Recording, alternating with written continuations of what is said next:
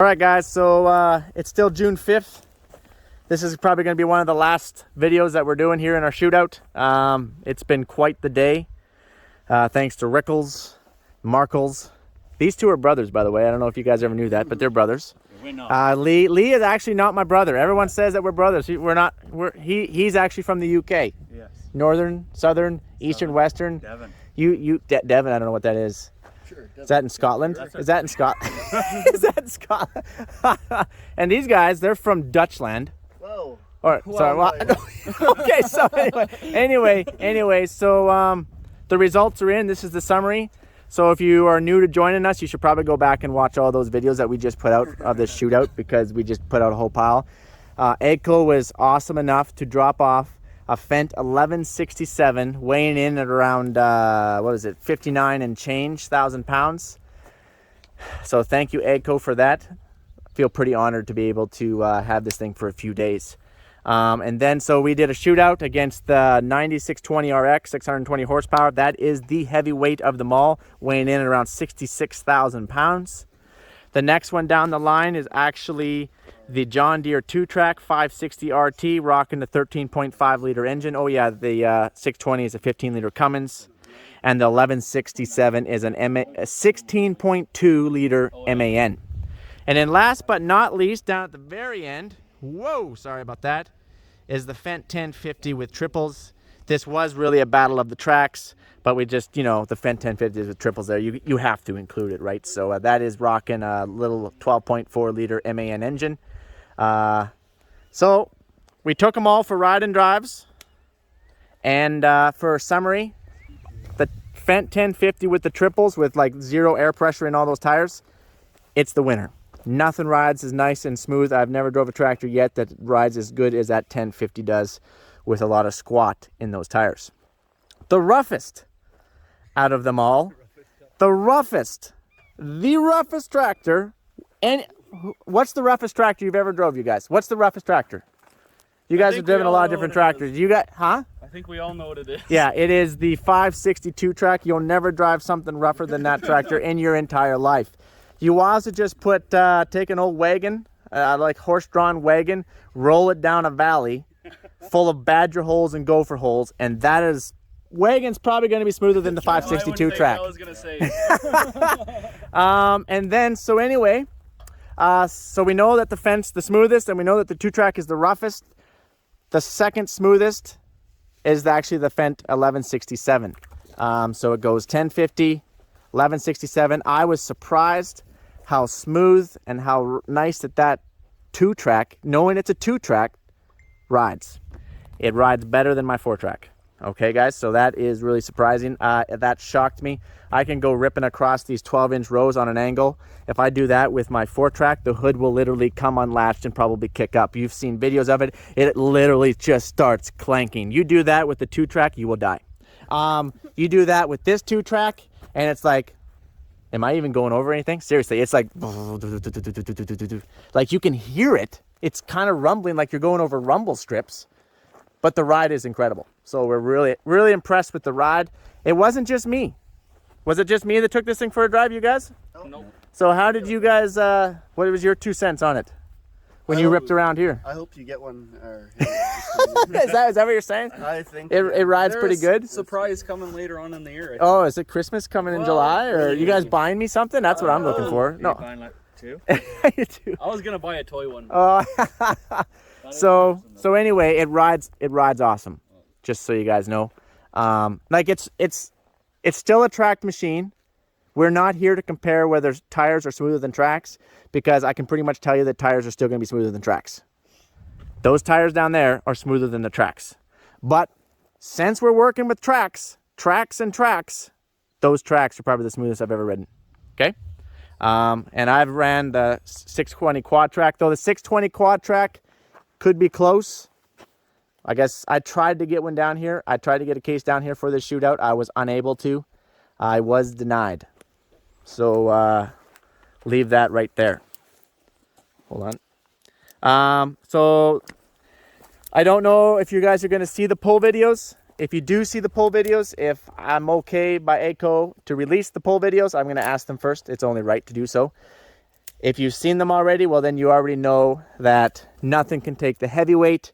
It has about 6,000 or 7,000 pounds on any of these tractors. But I was surprised to see how the 1167 pulled back the 560. That did shock me. Just talking. If you guys are even allowed to watch the pull videos, you'll figure out who the winner was.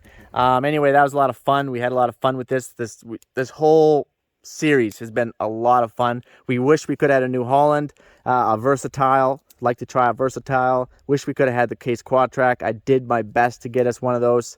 But we have been running 36, 40, and 50 hours around here, so we're getting a little tired. And this is not our full-time job. You have to realize this. Our full-time job is farming. Right, guys? Farming? Farming.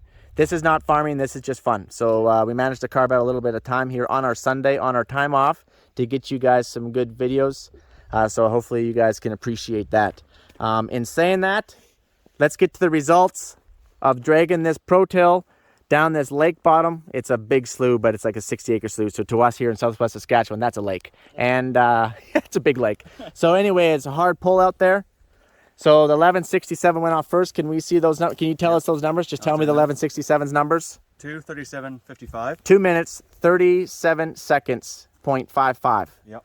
And then the next one was the RX 620. And the first run it did was 2:44. So we took 2 runs here. The first run, our auto steer kicked off, and it kicked out just a little bit. And I know you guys are gonna be screaming at me, saying, "Mike, that wasn't fair. You lost 2 seconds there." So we took another run at it, and I tried to shift up to gear 15, almost bogged it down. So I thought that it would only be fair. We're not here to win a gold medal, you guys. We're not here to put any tractor or brand down. You guys know that about me. But what was that number again on this one? 2:44:95. 2:44:95. On the first run. Okay, on the first run, and give me the second run. Second one was 2:43. 2:43. So we could not get out. The 2:43 was better, obviously. So we did lose a second or two over there. But to be honest, I think some of this harder pack ground here, that's a little drier, can get the tractors going off quicker. I think the 1167, in my personal opinion, had the hardest pull off the go. It had the most heavy clay to pull through. As you can see, it actually goes out on an angle that way. I'm just trying to bring this in if you guys can see that. You guys can't really see that. Anyway, it's on an angle like this, kind of like going around a slough. So that as the tractors go this way, they get it off to an easier start, and they can probably get up to a higher speed on this dry ground before hitting that heavy clay. So in my personal opinion, 1167 had the hardest go. This one was second. I mean, I kind of botched it. So we took another run, but we only shaved 2 seconds off. So anyways, give me the numbers on the 560 RT. 560 RT was 2:39:82. Whoa, 2.39. Wait, what was that 1167 again? 2:37. Whoa, so that 560 weighing in very similar to the 1167 with only a 13.5 liter engine, 560 horsepower, can pull like a mule, but we always knew that. Mark, did we know that? We did know that, yeah. Mark prefers to take the 560 out there when it comes to the pro tilling. Is that true? That is true. Just due to the pulling. Yep. But you have to wear your kidney belt. That's right. And so that actually surprised us how close this was to the 1167. And can you give us the number for the 1050, please? Yeah, the 1050 blew them all away. Blew them all away. Blew them all away, man. What was that number?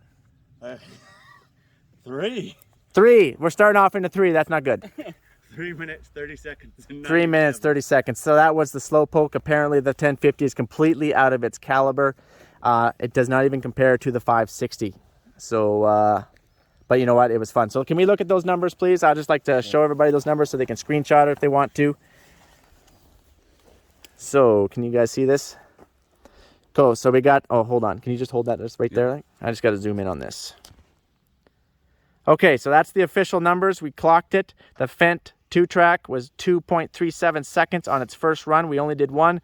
620 did 2, but we could not get out of the 240s. It was 2.4495, and again 2.4362, right? Yep, that's right. 2 Okay. minutes, 43 seconds. Yeah, so we could not. So that 2-track John Deere was 2 minutes 39. 2 seconds, not even 2 seconds behind that 1167. That's quite surprising.